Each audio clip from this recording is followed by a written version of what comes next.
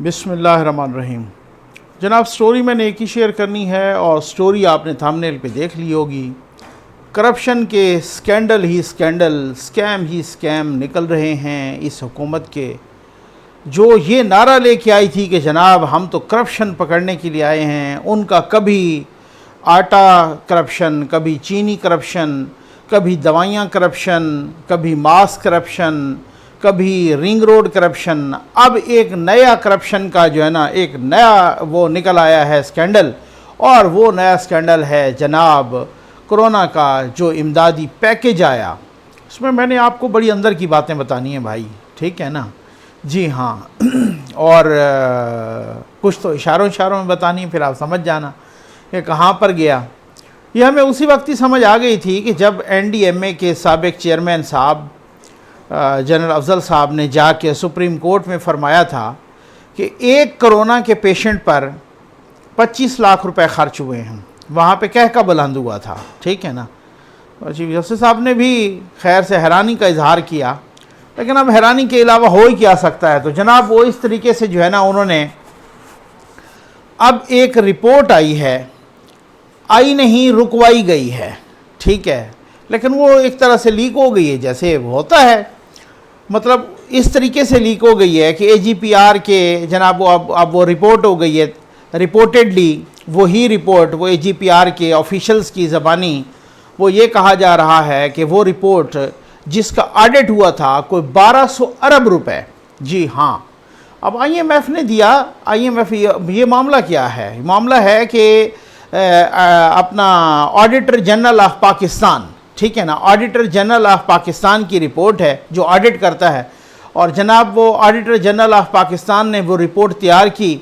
वो रिपोर्ट एक मुआहदे के तहत मिनिस्ट्री ऑफ फाइनेंस की वेबसाइट पर अप्रैल तक शाया हो जानी थी, लेकिन जाहिर है उसमें घपलों का इंकशाफ हुआ है भाई।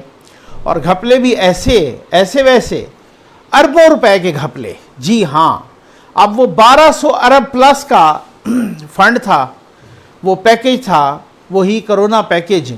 असल में मसला वो भी मजबूरी है, क्योंकि उसकी ऑडिट भी ना होती। मजबूरी ये है कि IMF ने जो तकरीबन 1 अरब कोई 38 करोड़ डॉलर या 1 अरब 40 करोड़ डॉलर का जो पैकेज दिया था, कोरोना पैकेज, कोविड पैकेज, उस पैकेज में उन्होंने कहा था, शर्त लगाई थी कि इसकी ऑडिट होगी, ठीक। अब वो ऑडिट तो मजबूरन करवाना पड़ गई, लेकिन अब उस ऑडिट में आ गए घपले। अब उन्होंने उस रिपोर्ट की प्रिंटिंग को रोका हुआ है। जी ठीक है, उस रिपोर्ट की प्रिंटिंग को रुकवाया हुआ है हुकूमत ने कि अपना जो auditor general of Pakistan AGP की जो रिपोर्ट है उसकी प्रिंटिंग को, AGP के ऑफिशियल्स बता रहे हैं कि उस रिपोर्ट की प्रिंटिंग को रुकवाया हुआ है हुकूमत ने, ठीक। वो रिपोर्ट ऑलरेडी अप्रैल 2021 तक मिनिस्ट्री ऑफ फाइनेंस की वेबसाइट पे जारी हो जानी थी। अब ऑफिशियल्स बता रहे हैं, ऑडिटर जनरल ऑफ पाकिस्तान के वो ऑडिटर्स बता रहे हैं, ऑफिशियल्स बता रहे हैं, जी हाँ, कि जो 1200 अरब है उसका उशीर भी खर्च नहीं हुआ। तो अब कहाँ चला गया है ये आप सोच सकते हैं खुद। मुझसे ज़्यादा समझदार हैं व्यूअर्स कि वो पैसे कहाँ चले गए हैं, वो किधर गए हैं पैसे। अच्छा, मैं आपको आज एक अंदर की खबर बताऊं, ये भी मुझे किसी बड़े समझदार बंदे ने बताई है कि जनाब को एक बड़ी अहम शख्सियत ने किसी कोई अहम मेडिकल कॉलेज, मेडिकल हॉस्पिटल, ठीक है ना, उसमें कोई राउंड अबाउट 1 अरब की इन्वेस्टमेंट की है, या शेयर्स लिए हैं, या जो भी है शेयर होल्डर बने हैं। ताज़ा शायद हो सकता है कहीं से रिटायर हुए हों। समझ तो आ गई होगी। अब मुझे नाम लेना जो है ना, मैं अब इसे नाम उनका वो बस चले खुद समझ जाएं कि वो उसकी कुछ बाकी डिटेल्स भी आएंगी तो मैं आपके साथ शेयर करूंगा। फॉर द टाइम बीइंग मुझे यही पता चला है कि कोई मेडिकल कॉलेज भी है या वो फिर साथ हॉस्पिटल भी है, उसमें उन्होंने शेयर्स लिए, उसमें उन्होंने इन्वेस्टमेंट की और उनका ताल्लुक़ इसी के साथ था, ठीक है ना। अच्छा, फिर आगे अब आप आगे चलते हैं। हालात ये हैं कि कह रहे हैं कि जनाब उसका 50% भी खर्च नहीं हुआ। आप देखें कि वो रिपोर्ट रुक जाती है या वो रिपोर्ट को मैनेज किया जाता है, लेकिन एजीपी ने, अटॉर्नी जनरल ऑफ पाकिस्तान के इदारे ने वो बता दिया है मुख्तलिफ न्यूज़ एजेंसीज़ को कि जी ये हालात हैं कि हुकूमत ने रिपोर्ट रोकी हुई है। एक तरफ ये हालात हैं, दूसरी तरफ ये हालात हैं कि वो त्यारा जो कराची में गिरा था उसको 1 साल मुकम्मल हो गया है और अभी तक किसी को इंश्योरेंस की मद में 1 रुपया तक नहीं मिला। ये हालात हैं।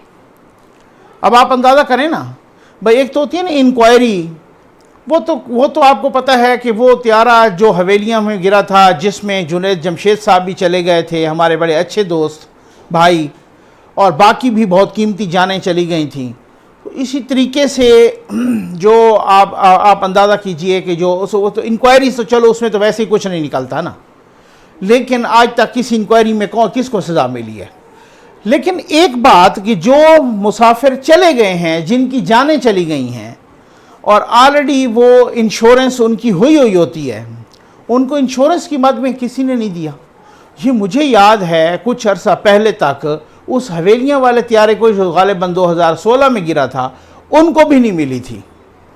तो अब हालात एक तरफ ये हैं कि अरबों रुपए के घपले, और दूसरी तरफ ये हैं कि उनको इंश्योरेंस की मद में। मैं आज पढ़ रहा था कि वो ज़ाहिर है उसको 1 साल कंप्लीट हुआ, तो इस वजह से कि वो एक खातून का कि जिनका नाम ज़रका चौधरी है गालिबन, हाँ अगर मैं भूल नहीं रहा तो, जो कि न्यूज़ वगैरह में रिपोर्टेड हुआ है, तो वो लड़की वो कहती हैं कि जी मेरे वालिद साहब, जिनको जाके मैंने हॉस्पिटल में पहचान लिया था दूसरे दिन कि ये मेरे वालिद साहब की डेड बॉडी है, और वो कहती हैं कि जब, अब ये देखें कितनी दुख की बात है, वो कहती हैं कि जब हमें उनकी बॉडी 15 दिन के बाद मिली तो वो मेरे वालिद की बॉडी नहीं थी, वो किसी और की बॉडी थी। ये हमारी ज़िम्मेदारी का ग्राफ है, ये हमारी रिस्पॉन्सिबिलिटी का ग्राफ है। वो कह रही थी कि जी वो असल में मसला ये है कि अगर मुझे अपनी माँ का खदशा ना होता कि मेरी माँ की तबीयत बहुत ज़्यादा ख़राब हो गई थी, मैंने इस वजह से उनको हौसला देने के लिए हम चुप कर गए, हमें उसी वक्त पता चल गया था कि ये हमारे वालिद साहब की बॉडी नहीं है। लेकिन अगर मुझे पता होता कि मेरी माँ भी इसी सदमे में 15 दिन के बाद वो भी अल्लाह को प्यारी हो जाएंगी, तो मैं कभी वो बॉडी ना लेती। ये हालात हैं। तब भी अभी तक लोगों को इंश्योरेंस की मद में कुछ नहीं मिला, और दूसरी तरफ आप देखते हैं स्कैंडल ही स्कैंडल आ रहे हैं, दूसरी तरफ आप देखते हैं करप्शन ही करप्शन है, करप्शन का जोर है। भाई ये तो ऐसे ही मैं कहता हूँ ना, ये तो शोरो होगा है, ये तो लग़वियात हैं कि जी पिछलों की करप्शन और फलां की करप्शन और उसकी करप्शन। अभी शाहिद अफरीदी साहब ने एक टीवी इंटरव्यू दिया है, उन्होंने क्या कहा है, उन्होंने कहा जी इमरान भाई अब आप जरदारी साहब को और नवाज शरीफ साहब को छोड़ दें, अब अवाम पे तवज्जो दें, अब आप उनके पीछे लगे रहेंगे और ये इस तरीके से काम नहीं चलेगा। आप अब अगर आपके पास को डिलीवर करने को कुछ है ना, तो आप अवाम पर तवज्जो दें। अब ये वाला कार्ड नहीं बिकने वाला कि जी उसको अंदर कर लो, उसको पकड़ लो। अगर ये वाला कार्ड बिकता तो आप ज़िमनी इलेक्शंस में बुरी तरह ना पिट जाते। आप सिवाय एक के, और वो एक भी जो है मैं अपनी मुतअद्दिद वीडियोस में बता चुका हूँ, उस एक की भी वजह कुछ और है, ठीक है ना। वो भी कोई रिपोर्टेडली या ज़राए बता रहे हैं कि वो भी कंट्रोल टावर के किसी का कुछ लगता था, जिसकी वजह से वो ज़िला खैबर वाला इलेक्शन आपने जीता। आप तो नौशहरा के अंदर हार गए हो। ये हालात हैं, और क्यों ना हारो कि जहाँ पर आपने तबाही मचाई हुई है भाई, महंगाई की, बेरोज़गारी की, सारी चीज़ों की। तो इसी वजह से तो वो शायद अफरीदी साहब ने भी कहा है कि भाई आप इनको छोड़ें, आप अवाम पर तवज्जो दें, आप अपनी गवर्नेंस पे तवज्जो दें। आप आए थे हमें तब्दीली के नारा लगा के, और मैं तो कहता हूँ लारा लगा के, ठीक है ना, नारा नहीं, इन्होंने लारा लगाया था अवाम को एक तरह से बेवकूफ़ बनाया था। और वो अब आज तक भी जो है, अब मुसीबत ये है कि वो सारी चीज़ें जो इस तरीके से गड़बड़ हो गई हैं, वो नहीं कहते कि जैसे शायर ने कहा कि हाथ उलझे हुए रेशम में फंसा बैठे हैं।